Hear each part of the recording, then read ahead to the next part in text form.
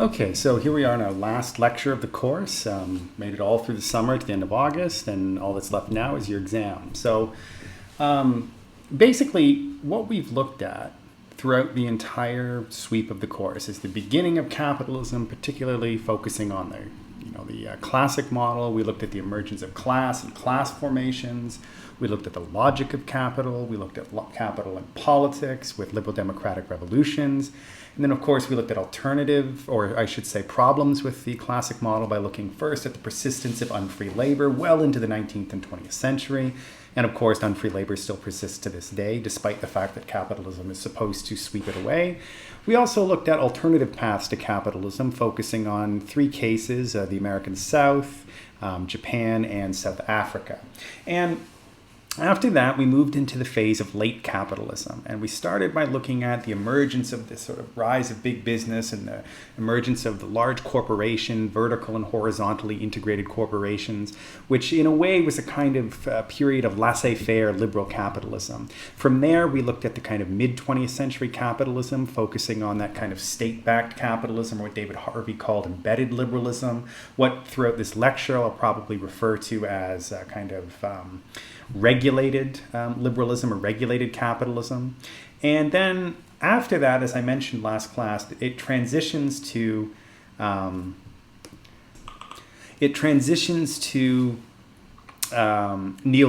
and the rise of neoliberalism, which emerges because of a crisis of liberalism, or at least a crisis of that regulatory liberalism of the mid-20th century that takes place in the early 70s. And that leaves the door open for a new method of political economic governance, which today has become known as neoliberalism. And I'm going to explain where it comes from, why there was a crisis of liberalism in the 1970s. Before that, we'll also go through and just recap the three stages of liberalism that I just went through. And we'll understand neoliberalism as an ideology, as a mode of government, and a set of policies. One thing, though, to remind you before you go is, before the end of the course, rather, is remember to fill out your course evaluations if you can. They help us, especially now because, the transition to online has not been easy on all of us. So your feedback is welcome. And again, I just want to congratulate you guys for getting through what is a very unorthodox semester. I mean, some of you, of course, dealt with this in the spring when we moved online. But I think for the most part, you guys have done a really great job of learning under very different, difficult circumstances. So hopefully when the fall starts, you guys will have a bit of an advantage because you have the summer to prepare for this kind of new forum of online learning. And, it has its drawbacks. It is what it is. So we'll see what happens in the fall. Anyway, so let's move on to the lecture proper. So as I said, we're focusing on neoliberalism. And neoliberalism really is the phase of capitalism that has replaced that regulatory capitalism of the mid-20th century. As I said, we're going to understand it as three ways: as an ideology, as a mode of governance, and as a set of policies. And what we'll probably notice by the end of it is that the ideology of neoliberalism, in many ways, like many ideologies, is actually very different than how it actually works in terms of governments and as a theory of the economy and politics, as well as the specific policies that are used to uphold this new neoliberal political economic situation. So just before we get into the kind of three phases of liberalism, I'm just going to offer a definition that David Harvey uses to define neoliberalism. And he basically says that neoliberalism is, in the first instance, a theory of political economic practices that presupposes that human well-being can best be advanced by liberating individual entrepreneurial freedoms and skills within an institutional framework characterized by strong private property rights, free markets, and free trade. Now, on the one hand, there's a lot in there that might sound pretty good, but as we'll see throughout the lecture, what neoliberalism was in many ways intended to be and how it actually functions in practice is a little bit different. And we'll look at the consequences of neoliberalism, what it was supposed to do, what it failed to do, what it's actually been really successful at versus what it hasn't been very successful at. So let's move on to this three phases of liberalism. And I kind of went over this a few minutes earlier in the introduction to this lecture. So we have what's referred to as the kind of classical liberalism.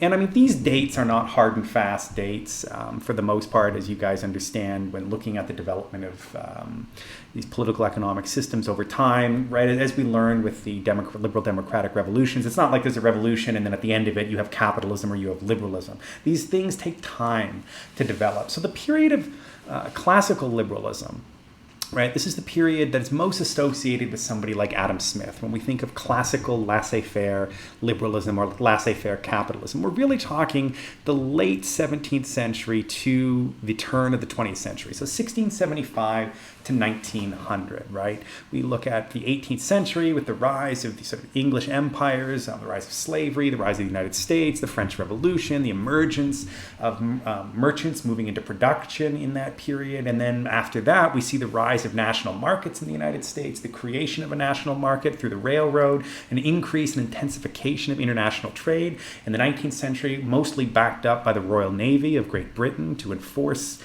this kind of period of classical liberalism, which in the 19th century also coincided with the Pax Britannica, which was the great British peace that existed between 1815 and 1914, where you didn't have large cataclysmic wars like the Napoleonic Wars or World War I. And what we saw there, particularly in the United States, was as this kind of distended and chaotic national market emerged, industrialists tried to reorganize production and vertically and horizontally integrate themselves to meet this large expanding market and new phase of global capitalism. And then, of course, from there, we looked at the rise of regulatory liberalism, what David Harvey calls embedded liberalism. In the United States, it's often referred to as New Deal liberalism, owing to the New Deal policies of Franklin Delano Roosevelt in the 1930s, who's very much the father of that political economic system in the United States. And that lasts from about 1900 to 1975. I'm not going to talk too much about it here because I'll go over it a bit more in a minute. And then from 1975 really to the present day, we're talking about the rise of neoliberalism, which replaces that regulatory liberalism of the mid-20th century. In many ways, the reason it's called neoliberalism is many of its proponents and critics think of it as a kind of throwback to that earlier phase of classical liberalism, the one that existed from 1675 to 1900. And in many ways, their focus was on rebuilding the kind of economy that existed in the United States in, say, the late 19th century, that kind of end phase of classical liberalism. But as we'll see in this lecture, they're not exactly the same thing. And neoliberalism, despite its kind of nostalgia for that past period of classical liberalism, really is a unique and distinct form of liberalism. There's many differences, especially the role of the state in neoliberalism. As we'll see, despite the fact that neoliberalism tries to pare down the role of the state in society and the economy, in many ways the state is still essential. It's just what master the state serves has potentially changed since 1975.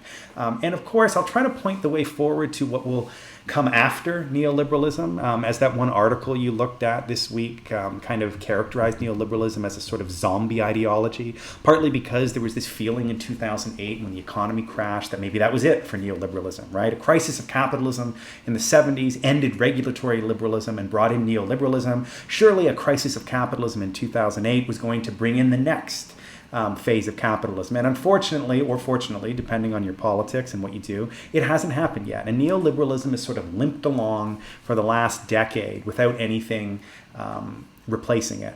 And we'll talk about why that happened. And I think when we look at the origins of neoliberalism in the 70s, you'll also start to understand why something hasn't emerged to replace it yet. Okay, so let's look at some background or perhaps some review from the course. Right before liberalism, we had what was referred to as mercantilism. Now, mercantilism was this idea of using imperial expansion and economic policy should really be about enriching the state, the country, the economy that is embarking on these things, right? We saw the emergence first of the kind of crown capitalism of Spain, where the Spanish government and the Spanish monarchy, like many monarchies in Europe, needed more money. And one way to do it was imperial expansion. In the case of Spain, it was about amassing large amounts of gold and silver for the monarchy. And as we saw, it doesn't really translate into a dynamic form of capitalism, largely because it's deflationary, right? The more gold you get, the more silver you get, the value of it becomes less and less and less. So it really didn't work out that well for the Spanish crown. Despite about a century of prosperity, it never really led to a kind of capitalist takeoff in Spain and Portugal like it would in, say, England and to a certain extent the Netherlands. After that sort of first phase of crown capitalism of Spain, where the sort of imperial expansion was kind of grafted on to a kind of Catholic ideology about amassing souls and finding new land and trying to set up feudalism in the New World, and it doesn't really take root for obvious reasons. It's very different circumstances. We move into these kind of state-chartered monopolies. First with the Dutch East India Company, the Royal Africa Company, as well as the other things like, say, the Hudson's Bay Company, which still exists to this day. In fact, the Hudson's Bay Company is one of the oldest extant, meaning still operating corporations in the world. It dates back to, I believe, 1670. And of course, probably the most famous is the British East India Company, which essentially ran India until the Mutiny of 1857, or the Revolution of 1857, depending on how you want to look at it. And these state-chartered monopolies were unique in the sense that they raised capital and divided risk by selling shares in the company.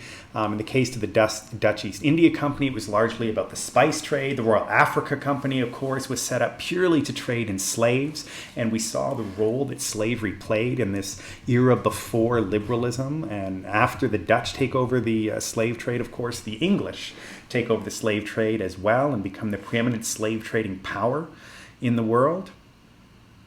And from there, what emerges is England's controlled triangle of trade. If you remember from the late 17th and the early 18th century, we saw the emergence of that triangle of trade where raw material was made in the colonies of the New World, whether it be sugar in the sugar islands of the Caribbean or other products produced in what would become the United States, rice, indigo, tobacco, eventually cotton, would be exported back to England.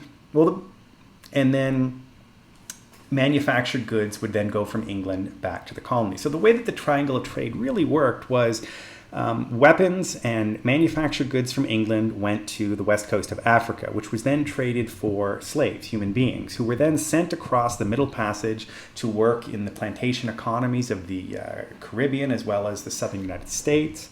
And then, so labor in the form of slaves across the Atlantic, raw materials in the form of sugar, tobacco, indigo, and rice produced in the New World colonies, which then get exported back to England, which then are used to make manufactured goods, which are then sold to both the colonies in the New World, as well as used to trade for slaves, particularly though weapons for slaves in Africa. And you got this triangle of trade that existed. And then by the late 18th century, a kind of crisis emerges in this phase where what becomes the United States breaks off after a series of intolerable acts, beginning with the Stamp Act of 1765, which essentially tried to centralize the control of certain avenues of trade within the British Empire. And of course, the Stamp Act referred to paper, right? If you remember from that lecture, any paper that was used in the colonies had to be bought from manufacturers in London that had a stamp proving that it was manufactured in London. The whole idea was to ensure the entire flow of wealth and goods and trade within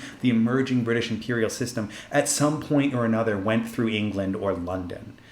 Which is partly why the American colonies rebelled. Now, once the American colonies rebelled, what you got was the emergence of liberal democratic capitalism in the United States, or what was called liberal democratic capitalism. It would also emerge in England in the 18th and 19th century as well, which leads us to the period of classical liberalism. So from mercantilism up until the 18th century, to the 19th century, we see a shift from this mercantilist idea of from crown capitalism to England's controlled triangle of trade, where everything had to be traded within an imperial system, to eventually an increasing movement to free trade in the British Empire, culminating in 1837, 1838, where a much greater freedom of trade is allowed. And of course, because the United States broke off, the United States is already operating under this principle, trading with whomever they'd like. And this leads us to that classical period of liberalism, which of course overlaps with this, right?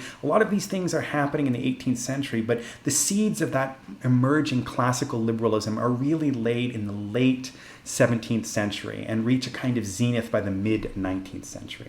So we'll look at that classical phase. So when we talk about the classical phase, we're really talking about what Adam Smith sees as the ideal phase of capitalism, as articulated in his famous work, The Wealth of Nations, in 1776. And in it, we looked at how Adam Smith talked about and extolled the virtues of the free market, this idea of unrestricted trade. This is what a laissez-faire is, to kind of leave it alone. Just let trade and the economy develop on its own without interference, right? This is the idea of the invisible hand, right? Adam Smith fundamentally believed that the market and market mechanisms were inherently self-regulating. And this is what he means by the invisible hand. Stay away from the market and it will regulate itself. He believed in an equitable distribution of goods, however, and services, but without government interference. And this is kind of a key difference that we'll see later between classical liberalism and neoliberalism. Under classical liberalism, Adam Smith was perhaps a bit naive in assuming that you could have an equitable distribution of goods and services without government interference, right?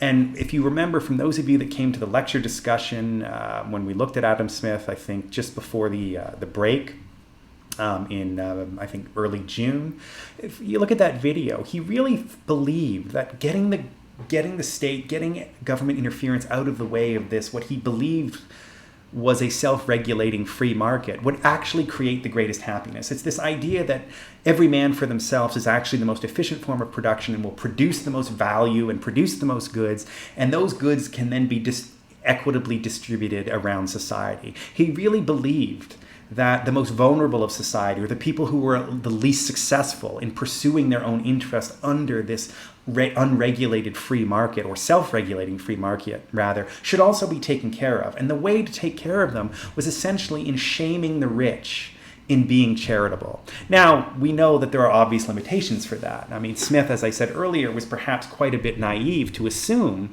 that the rich would actually do that. And in reality, we know that while charity does happen, it's certainly not enough. And even though the rich have been charitable, quote unquote charitable, for the last 200 years, it hasn't done anything to alleviate suffering and poverty and the sort of unequal nature of the capitalist economy that was built, something that Smith believed could be equitable if the goods and services were distributed, except he didn't see a role for the state in doing that, right?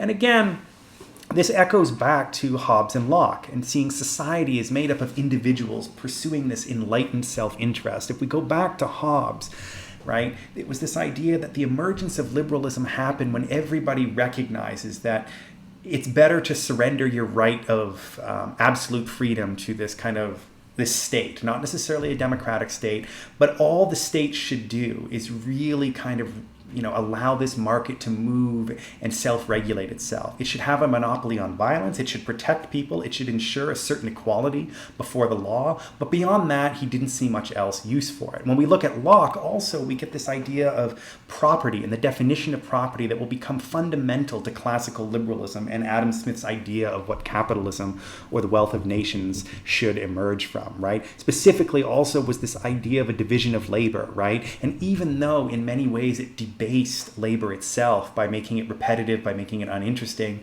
by making wages cheaper, Adam Smith argued that system, again, hearkening back to what I said earlier, was so much more efficient that you could produce more goods and that those goods should ideally be more equally distributed after they're produced. But again, without government interference. He assumed that the rich would take care of people on their own, which of course we know is not exactly true.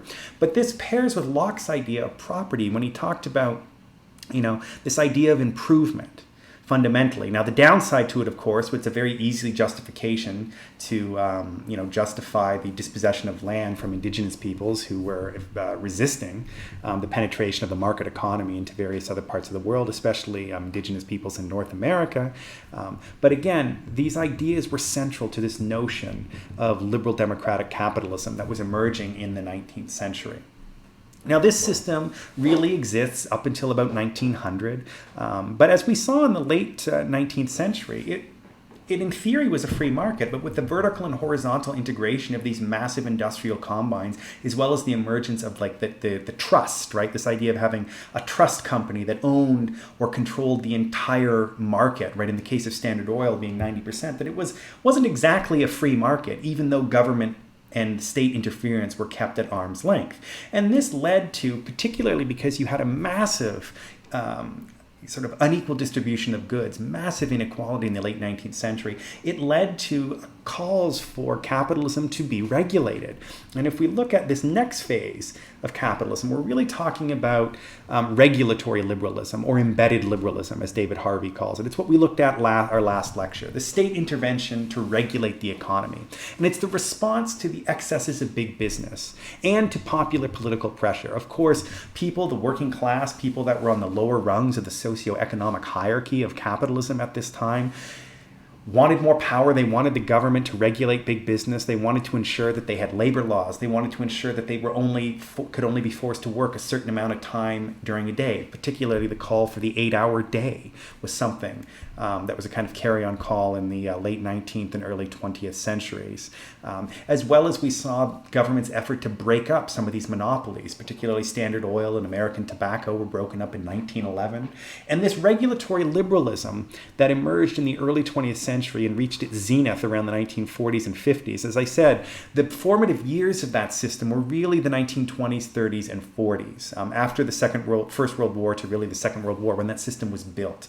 And we looked at, of course, the legitimation and accumulation functions, right? That this form of regulatory liberalism legitimated capitalism in the eyes of the working class. It created what Antonio Gramsci called a kind of cultural hegemony, where the people that benefited the least from the system were now becoming, at least in theory, enthusiastic supporters of it. We looked at the role of Fordism. So even outside the government, there was this understanding from even private business that capitalism should run more on a consensus rather than a conflict basis, that if you paid your workers enough money to buy the things that they were actually making, you'd actually end up with more money, you'd have less conflict, and you'd have a more prosperous economy for all, right? And in the case of the state, it had legitimation functions by providing old age security like pensions, unemployment insurance, as well as workman's compensation, so that there was a degree of safety net. If you couldn't work anymore, you weren't just thrown out on the street, right? You had safety nets so that you could recover from an injury, from being fired, whatever. Right? This legitimates capitalism in the eyes of the working class. That, maybe my job is repetitive, but I get paid well. There's certain safety net. Yeah, this isn't so bad. By the 1950s, I can work in a factory. I can have the white picket fence. I can have 2 cars, and I can have 2 to 3 children, and live a very comfortable life working as a blue-collar factory worker in one of these industries. And we also saw the accumulation functions of this form of regulatory liberalism, where the state actively helped in the accumulation of capital, whether it be seeking out foreign markets, whether it be other things like, think of the things that the state built, right? We looked at the highway system in the 1950s. A really good example we looked at last class was also the internet, an entire industry in the United States that often sees itself as the vanguard of this kind of libertarian thought, or neoliberal thought to a certain extent, only exists because the infrastructure that allows those businesses to operate was actually built and conceived by the US government. As I said, the internet was designed by the Defense Department to ensure that satellites were able to exchange information in the 1980s. And the federal highway system was something similar. It creates a national market whereby everybody has access to the kind of circulatory system of trade within the United States. And we also got to this idea this new idea that the government was now responsible for the smooth workings of the economy, that governments had to have an industrial plan, that capitalism was now managed. And one of the results and successes of this regulatory liberalism was it led to a massive decrease in inequality.